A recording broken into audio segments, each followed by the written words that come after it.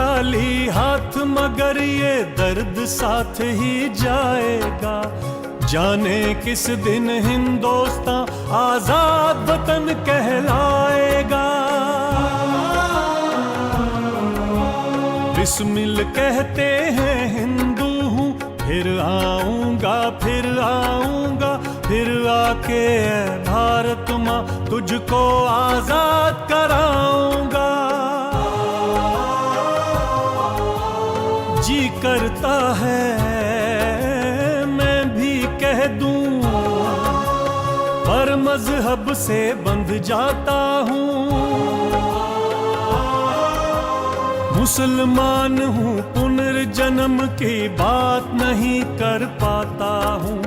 खुदा अगर मिल गया कहीं अपनी झोली फैला दूंगा। जन्नत के बदले उससे मैं पुनर्जन्म ही मांगूंगा। मैं देख रहा हूँ कि ना ही कोई सोने के मूड में है और ना ही किसी की आंखों में नींद है। कल हमारी किस्मत का फैसला होने वाला है अदालत में, इसलिए किसी को आज नींद नहीं आ रही है। मुझे खबर मिली है कि जेल में फांसी की 3 कालकोठरियों की सफाई का हुक्म आया। मतलब आज 3 लोगों को फांसी होगी। सजा सुनाने के बाद रामप्रसाद बिस्मिल को गोरखपुर जेल, राजेंद्र लाहिड़ी को गोंडा और ठाकुर रोशन सिंह को इलाहाबाद जेल भेज दिया गया। अशफाक को फांसी और शचेंद्र नाथ बख्शी को काला पानी।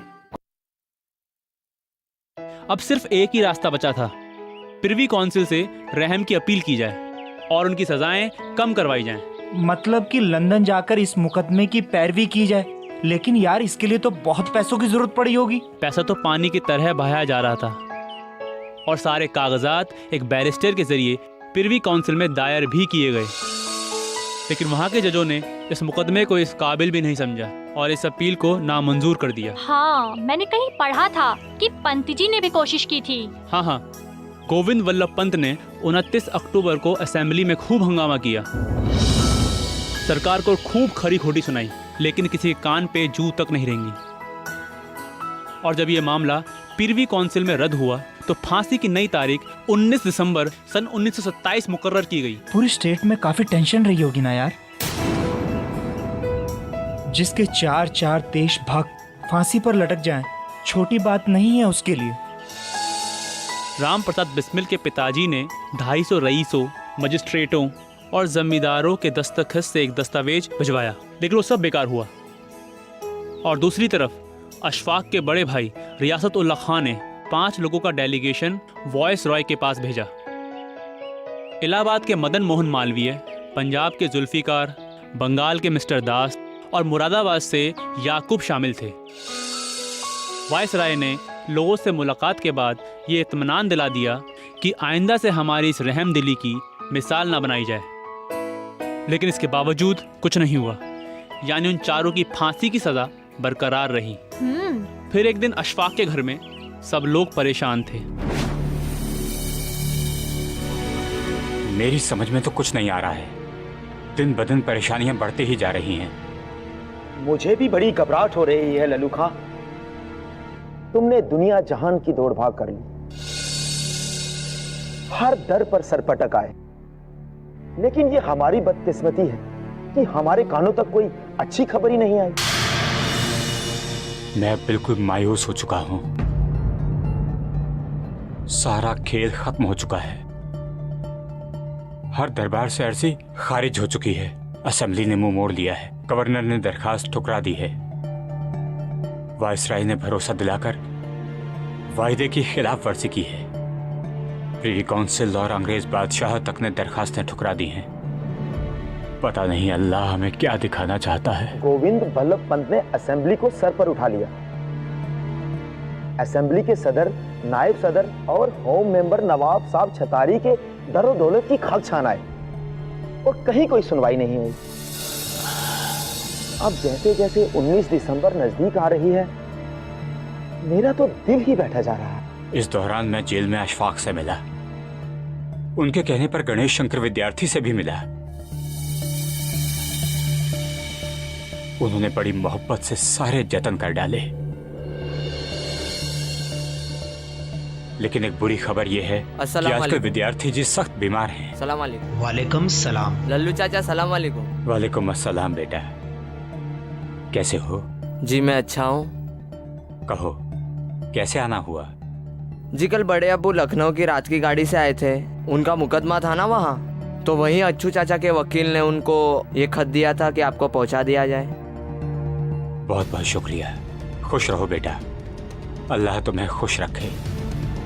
जी आदाब आदाब आदाब। ये किसका खत है और कहाँ से आया है? अच्छू मियाँ का है अम्मा, जेल से आया है। अम्मी, ये खत तो आपके नाम है, लीजिए पढ़िए।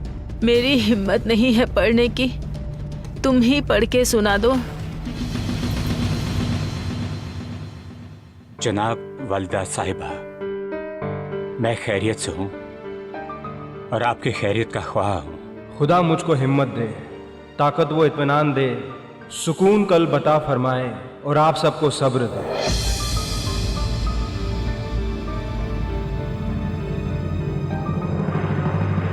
बीबी, दुनिया सराय फानी है, कौन रहा है कौन रह जाएगा, कहाँ तक गम कहाँ तक रंज किया जाए। मुझे अपनी सजा का कोई गम नहीं,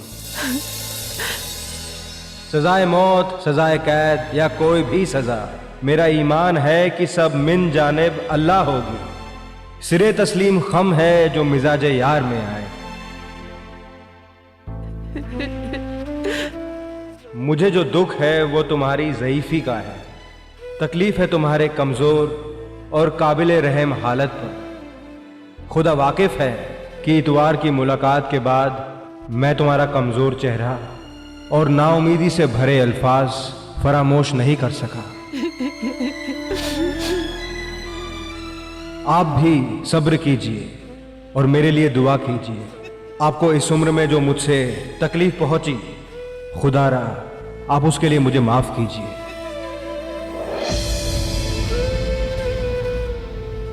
अब ज्यादा क्या लिखूं, बस एक बात और है कि मेरे फैसले के बाद लोगों को ढोंग ना फैलाने देना। जो बही खुआ और दोस्त थे वो सब मालूम हो गए, आपके खानदान वालों को भी देख लिया।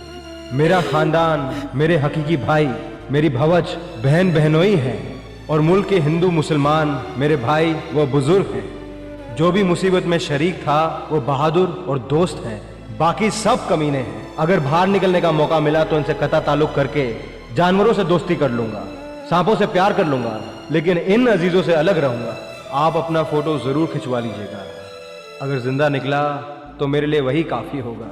अगर अब मेरा वक्त बुरा आ ही गया है तो खैर, खुदा के सुपुर्द किया।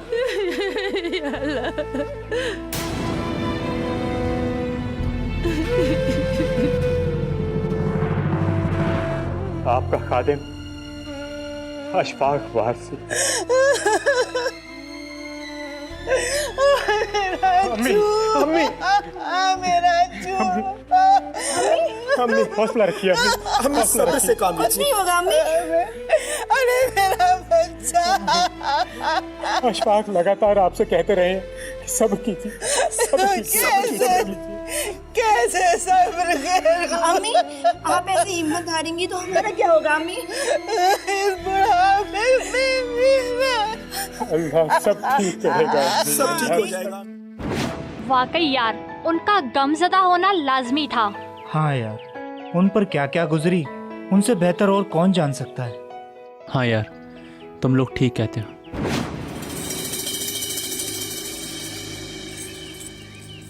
हाँ रुको, जाकर देखो कि जेल की गाड़ी लगी या नहीं लगी। अशफाक, तुम मुझसे 1.5 साल छोटे हो, लेकिन आज मुझे काला पानी और तुम्हें फांसी की सज़ा सुनाई गई है। मतलब तुम आज मुझसे बड़े हो गए। लेकिन मानो या मत मानो, मैं तुमको हमेशा मुझसे बड़ा ही मानता हूँ। बख्शी भाई आप मुझसे बड़े हैं और हमेशा बड़े ही रहेंगे। तुमने शायद गौर नहीं किया, जब सेशन जज JRW सेंट्स ICS फैसला सुनाने बैठे तो वो तुम्हें घूर घूर कर देख रहे थे। तुम्हारी शानदार मुस्कुराहट, तुम्हारा ये बसंती कुर्ता, शायद तुम्हारे हुस्न पर वो फिदा हो गए थे। ये कुर्ता मैंने जानबूझकर इस मौके के लिए चुना था। ये कुर्बानी के लिए खालिस हिंदुस्तानी रंग है और हम सब इस रंग में रंगे हुए हैं। वंदे मातरम, वंदे मातरम। अशफाक, मुझे ज़ाती तौर पर आपकी सजाए मौत पर सदमा पहुंचा है। मौत एक रोज जवानी है तो डरना क्या है, हम सदा खेल ही समझा किए, मरना क्या है। वाह वाह, हम खेल ही समझा किए, ये मरना क्या है। आप अपील में जाएं, खुदा ने चाहा तो आपकी सजाएं माफ भी हो सकती हैं और आप बाइज्जत रिहा भी हो सकते हैं। भाई, सजा या वज़ा के मामलात में हमें कोई दिलचस्पी नहीं है। हमारा सारा मामला तो मादरे वतन से है और ये बात ना आप समझ पा रहे हैं ना आपकी सरकार। इसी बात पर मुलाहिजा फरमाइए। ऊर्ज कामयाबी पर कभी हिंदुस्तान होगा, रिहा सयाद के हाथों से अपना आशियां होगा। जुदा मत हो मेरे पहलू से ए दर्दे वतन, हरगिज न जाने बाद मुर्दन मैं कहाँ और तू कहाँ होगा। वतन की आबरू का पास देखें कौन करता है, सुना है आज मक्तल में हमारा इम्तिहान होगा। वाह वाह वाह वाह, क्या बात है अशफाक। अच्छा इंस्पेक्टर साहब, हमारे वो दोनों वकील कहाँ पर हैं? वो दोनों बहुत ही शर्मिंदा हैं और कहा है किस मुंह से आपके सामने आए। उन्हें बहुत ही सदमा और अफसोस है उन्हें। इसमें अफसोस की क्या बात है साहब, इस दिन के लिए तो हम हमेशा तैयार थे। हाँ, लेकिन एक बात का मुझे जरूर अफसोस होगा। किस बात का अफसोस है? हम अभी भी मुकदमे के फैसले पर अपील कर सकते हैं और अभी गुंजाइश बाकी है। जी नहीं, वो बात नहीं है। मुझे अफसोस इस बात का है कि अभी 2 महीने पहले मुझे बी क्लास जेल मिली थी, जहाँ पर मुझे बेहतर खाना मिलने लगा था, जिसकी वजह से पिछले हफ्ते जब जेल में मेरा वजन कराया गया तो जेलर ने मुझे बताया कि किसी भी मुलजिम का वजन इतनी जल्दी नहीं बढ़ा है, सिवाय एक को छोड़कर। उसका वजन मुझसे 10 पाउंड ज़्यादा था। तो मैंने जेलर से कहा मुझे 15 दिन का मौका दीजिए, मैं इस मुकाबले में उसे पिछाड़ दूंगा। लेकिन अफसोस, क्योंकि अब मुझे काल कोठरी में रखा जाएगा, मैं ये मुकाबला पूरा नहीं कर पाऊंगा। हाँ, अगर 10-15 दिन के बाद फैसला सुनाया जाता, उसका रिकॉर्ड मैं पक्का तोड़ देता। हाँ साहब, मैं उन दोनों हजरात का तहे दिल से शुक्रिया अदा करता हूँ कि उन दोनों ने पूरी जतन और ईमानदारी से हमें इंसाफ दिलाने की कोशिश की। लेकिन मुंसिफों ने तो बेईमानी पर कमर कस रखी थी। अब क्या खबर है? आपको फैजाबाद जेल भेजा जा रहा है और बख्शी को आगरा सेंट्रल जेल भेजने का फैसला किया गया है। लखनऊ तक आप दोनों एक साथ जाएंगे, वहाँ से अलग अलग गाड़ियों में बिठा दिया जाएगा। दरो दीवार पर हसरत से नजर करते हैं, खुश रहो अहले वतन, हम तो सफर करते। भाई अशफाक, आपको इस वक्त भी मजाक और शायरी सूझ रही है? भाई कमाल है। ख्याल आता है जिस दम चुपता है सिन्ना होकर, क्यों रहे कब्जाए अगियार में हिंदुस्तान होकर। सता ले ए फलक जब तलक तेरा जी चाहे, सितम परवर सितम झेलूंगा शेरे नेस्ता होकर। टहलता है कलेजा दुश्मनों का देख कर हसरत, चला करते हैं जब बेड़ी पहनकर शादमां होकर। चुपचाप रहो, अभी चलते हैं। साहब, फाटक पर कैदियों को ले जाने वाली लारी लग चुकी है और लोगों को भी दूर कर दिया गया है और सड़क पर पहरा भी लगा दिया गया है। ठीक है, आप हजरात लॉरी तक चलिए और वहाँ आप अपने रिश्तेदारों से 5 मिनट मिल सकते हैं। क्या ये बात हमारे फैसले में लिखी थी? मैं मजबूर हूँ, आला अफसरान के हुक्म का पाबंद हूँ, इसमें मेरी कोई खता नहीं। चलो चलें।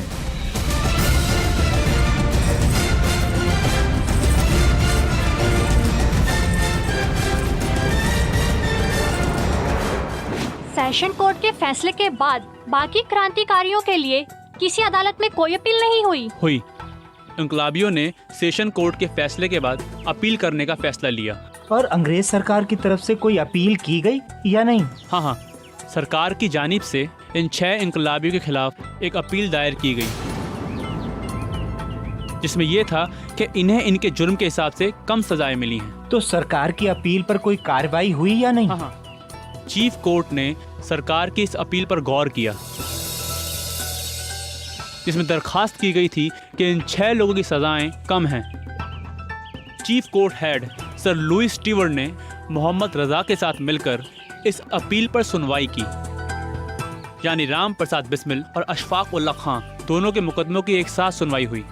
तो क्या पहले वाले फैसले से उनका फैसला कुछ अलग था या वही फैसला बहाल रहा? क्या बात करती हूँ?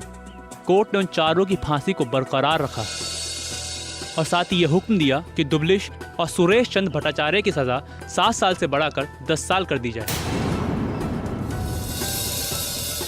गोविंद चरणकार और मुकंदी लाल और सुरेश चंद्र चटर्जी की सजा 10 साल से बढ़ाकर ताहयात काला पानी में तब्दील कर दी गई। हद हो गई यार, बजाय सजा कम करने के और बढ़ा दी।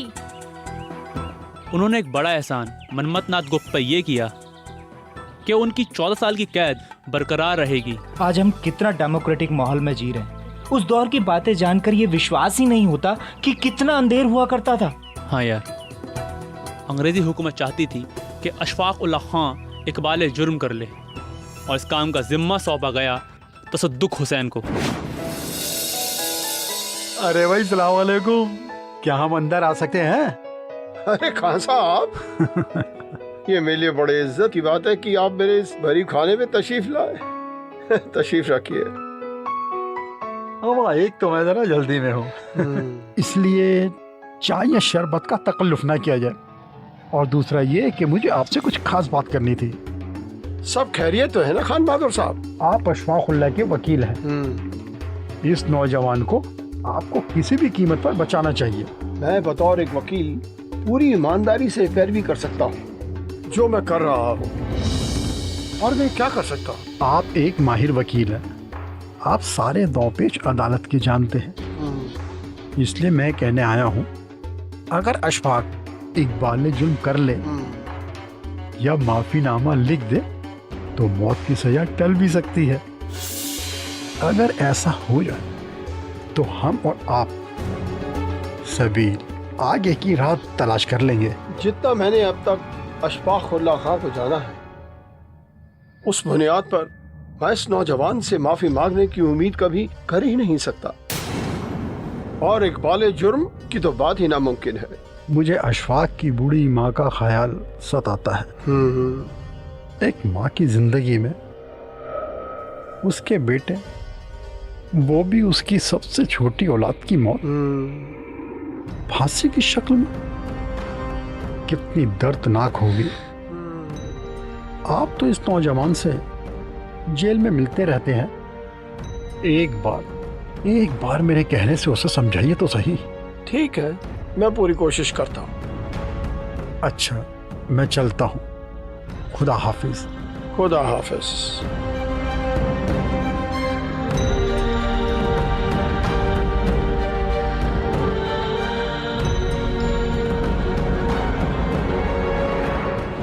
तसद्दुक के जाने के बाद हजेला सोचता रहा करे तो क्या करे।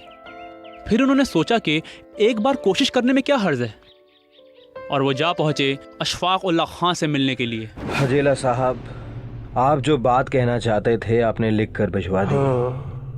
अच्छा किया, आपने अपनी जबान खराब नहीं की। ये बात सिर्फ तसद्दुक हुसैन नहीं कह रहे, मुमकिन है तुम्हारे घर वाले भी यही चाहते हो। हजेला साहब, शायद आपको पता नहीं कि मैंने कितनी जिद करके आपको अपना वकील किया है, क्योंकि इस पूरे मामले में मैं अकेला मुसलमान हूँ, इसलिए मुझ पर दबाव था कि मैं कोई अच्छा सरकारी मुसलमान वकील करूं।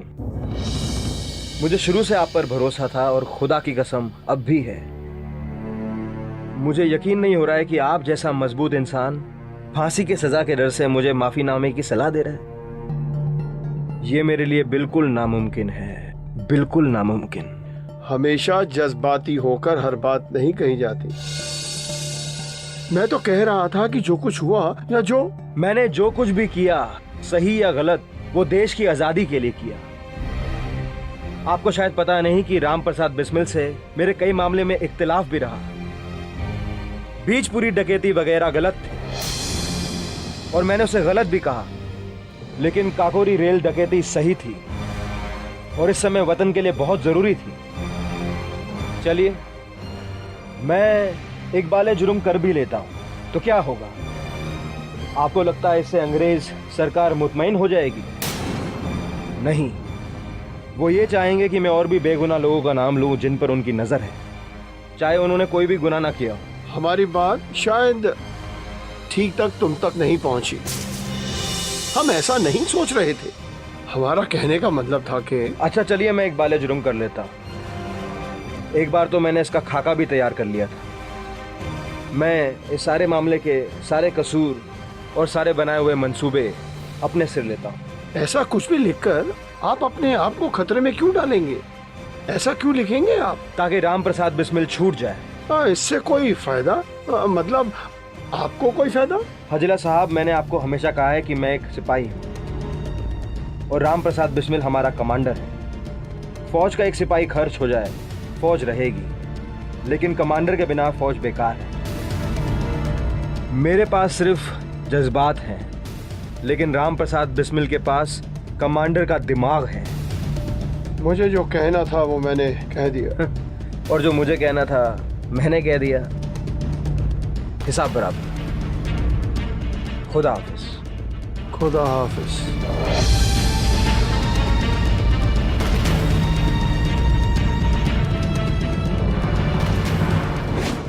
वाकई बहुत जिद्दी थे सबके सब। उनमें से कोई बचना तो चाहता ही नहीं था। झुकना तो शायद उनकी फितरत में ही नहीं था। कल मुझे अशफाक उल्लाह के हाथों से लिखी हुई हिंदी की एक चिट्ठी की कॉपी मिली। क्या इमोशन थे यार। किसको लिखा था यार? क्या लिखा था?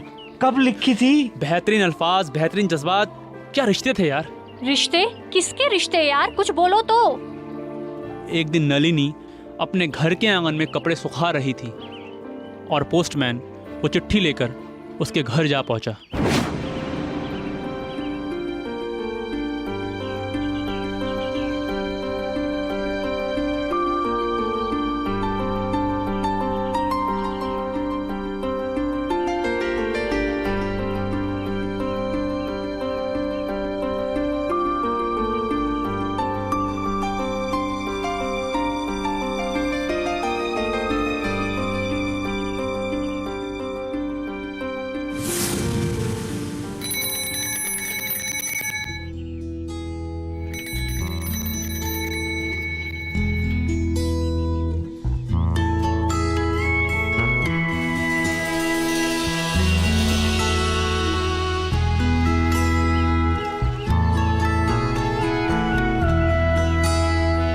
हाँ जी, सुनिए जी, नलिनी जी यही रहती है? हाँ हाँ, मैं ही नलिनी हूँ, कहिए। हाँ जी, आपके लिए चिट्ठी आई है। चिट्ठी आई है?